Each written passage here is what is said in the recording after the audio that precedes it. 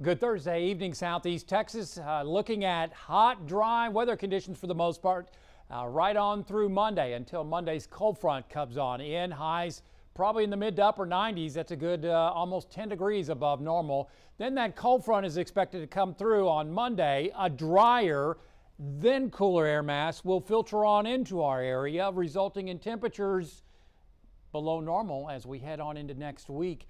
And with a tropical system in the eastern Gulf of Mexico, that's just going to bring even better weather for our area. Unfortunately for our friends to the east, though, they will have to deal with probably a hurricane. So after that front comes through, look at the low temperatures. This is in Beaumont. It probably will be cooler in the lakes area. After the front, we'll probably be in the near 60 in the lakes to the lower 60s in the triangle. And as that hurricane, which we think is going to go in the eastern Gulf of Mexico, it's going to pull down even cooler weather as we head on into Friday, Saturday of late next week. So looking at some below normal low temperatures for a change for much of next week with lots of sun. Upper level high pressure over towards West Texas is ensuring our dry weather right on through the next couple of days, and it's not one, it's 5 disturbances we're tracking. Gaston, you can write that off. Obviously Fiona can write that off heading towards the Canadian Maritimes as we work on into, say, this weekend. But also watching a couple disturbances out into the eastern Atlantic. This is probably going to go up towards the north. This is probably also going to go off towards the north and not be an issue for us. This is a non-player for the Gulf of Mexico. Obviously, this is a non-player for the Gulf of Mexico. It's all about Invest 98L, which is nearing Curacao in the southern Caribbean. Again, not an issue, but a moderate chance that this disturbance could turn into a depression. Slight chance this could become a depression as it heads towards the northwest. And there's Fiona and Gaston.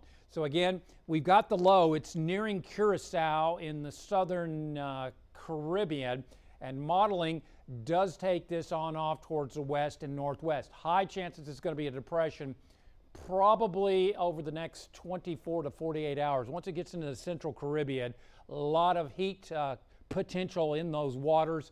No storms have gone through the Caribbean, so it is certainly very conducive as far as the water and heat capacity in the Caribbean. Otherwise, heading towards the northwest Caribbean as we head on into the 27th, that would be Tuesday of next week.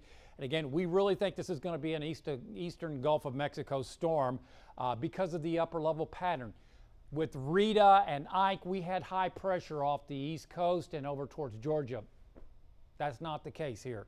So if anything, this is going to go more east. A couple runs of the GFS, which is in blue. We're trying to bring it into southeast Texas. But again, with westerly winds aloft and wind shear, if anything, this is going to tend to go further east. This is the Euro. Boy, it zips it on off to the east by, let's see, let me back that up and show you that again. Let's see, it brings it over towards Miami by the 27, 28 and off to the north and east in a weaker storm. The GFS is a lot stronger. I'm showing you 2 models, okay? Both of them are showing this as an eastern Gulf of Mexico storm. This takes it on into the Florida Panhandle. Could be further east than that. If anything, this GFS, I think, is going to tend to track further to the east with more runs. But again, there is a low. We can see it on satellite right now near Curacao in the southern Caribbean. So modeling's going to start picking up on this, and we'll have even better information as we head through the next couple of days. But that is the trajectory, the pattern recognition that we see. I think we're in pretty good shape. There's going to be weak ridging over towards West Texas, trough of low pressure coming down through the Midwest, and that is probably going to turn the storm over into the eastern Gulf of Mexico. I don't think there's going to be any threat out of this at all. For tonight, looking at dry weather, a couple showers possible per this latest modeling. Otherwise, temperatures will fall through the 80s. I think we could get down to 70 in the lakes area in the morning. Could be some patchy fog there. And then tomorrow in the morning in the triangle, low to mid 70s.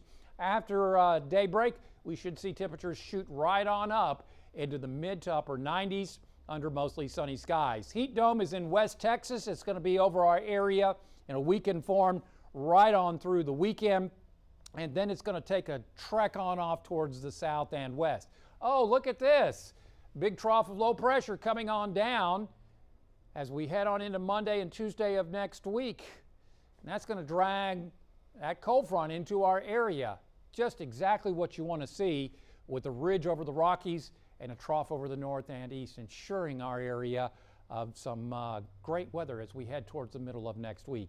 On the Gulf of Mexico, looking at mostly smooth seas around a foot. We'll see northeast and east winds at 5 to 10 knots, water temperature 87.